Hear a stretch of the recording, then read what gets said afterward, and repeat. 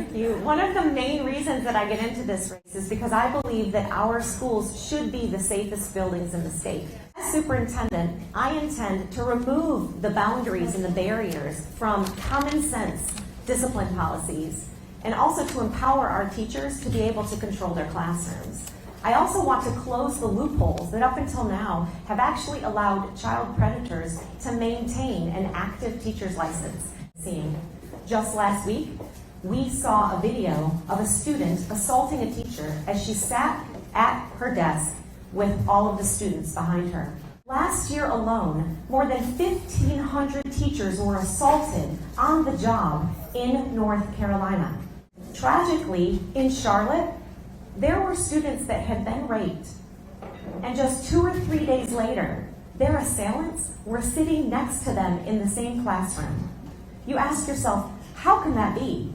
What would you do if you were ever assaulted, if you were ever bullied, if you were ever violated in your workplace, and then that person ended up in the office next to you 2 or 3 days later? That's not justice, and we're not protecting our children. But you know the reason why that's happening? The reason why that's happening is that the federal government is demanding that we are lessening the number of suspensions and expulsions. They want the numbers to look good so that the parents think that everything is fine. That has to change, ladies and gentlemen.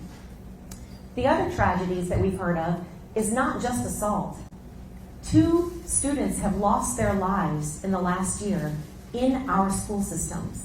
One of them was 15-year-old Delvin Farrell, and that was just here in November at Southeast Raleigh Magnet School, stabbed to death by a 14-year-old peer of his during their PE class. And while he lay dying on the gymnasium floor, the other students were videotaping it. Then we go to Jacksonville, North Carolina, in which 16-year-old Sadiq Melvin was also stabbed to death at school, and a teacher was stabbed trying to stop that altercation. Ladies and gentlemen, what has happened in our school system? This has got to stop, and I have a plan to do that. Did you know that in the last 5 years, the reports of crime and violence inside of our school buildings has gone up 84%. There's more than 13,000 cases of crimes and violence that have been reported in the last year. That is why I have created a School Safety Advisory Council. This council is going to take the policies and the great laws and the great standards that are set in other states where they do have safety and security and they have civility in their classrooms, and we're going to put that all together, and we want North Carolina to be a prototype. We want to offer to every one of our 115 districts an option for making our schools safe so that our teachers can teach and our students can learn. Because we all know that's not happening if they don't feel safe.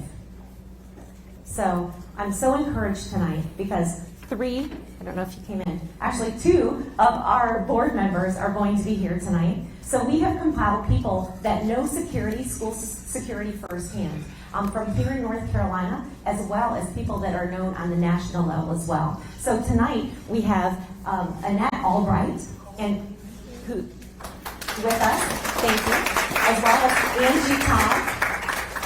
And they both are on our advisory committee. We also have Scott Lassiter, who has spent decades serving as an assistant principal and principal in the schools right here in Wake County. And so the other thing that is exciting is we have people like Max Eden, who wrote the book called Why Meadow Died. And that is a book that is detailing what led up to the tragic events that happened in Parkland down in Florida. Also, Mr. Ryan Petty, who is now on the State Board of Education in the state of Florida, tragically lost one of his children in that Parkland shooting, and he's going to be on our advisory board.